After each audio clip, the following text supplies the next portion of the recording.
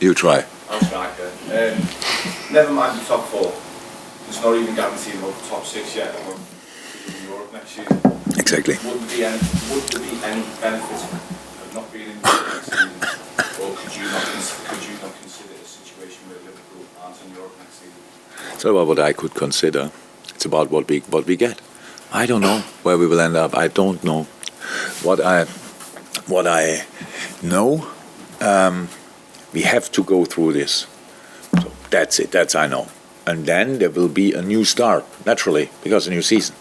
So then we will see what changes we make, blah, blah, blah, and it will be a new start next year, 100%.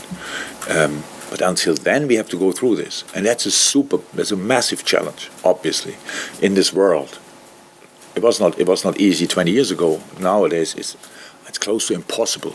So if we imagine we lose the next 10 games, and I would still sit here and say, okay, next season we turn around or whatever. Not really to believe, to be honest, but here at Liverpool, theoretically it could happen.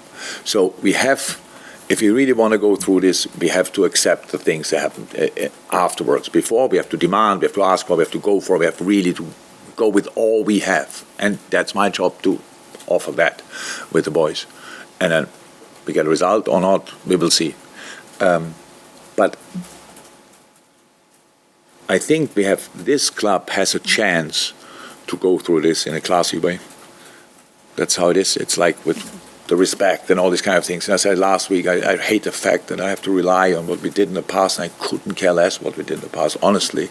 So, but because we cannot ignore the past as well, it's not like this, I don't want to forget it and stuff like this.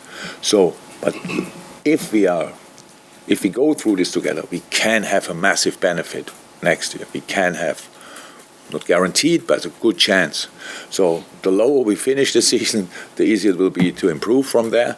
Is it then enough? I don't know, but it's not about that in a moment. But we cannot care about top 6, top 4, whatever. We have to care about the next game. We have to win a game, win another one, and we are capable of doing that.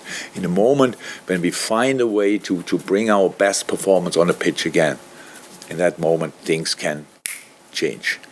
But that didn't happen yet, or if, then only in moments or games.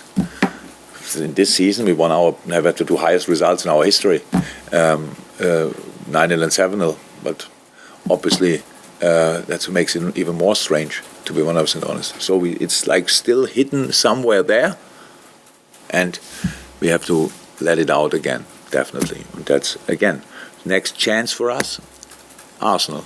Nothing to do with where we will end the season, just to do with people are coming, have a lot of expectations, rightly so, want to help. Thanks for that. Put in a proper atmosphere, and we have to put in a proper atmosphere on the pitch and a proper performance, and then let's go from there. But how we all said, it's just work, and that's what we have to put in.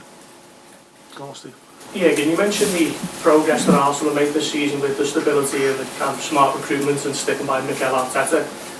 Can they be almost used as evidence or proof for yourself next season that with a bit of smart recruitment here or there, and the stability of you? Yeah, the difference is whatever we will do next year, it will never be enough from your point of view, from people's point of view, probably, because it's now after the year we play here, it's like we play the season, it's like we could send pretty much all of us and then mixing you through. That's for some people, let me say it like this. But yes, with smart recruitment, we will improve. Definitely, that's a plan for recruitment.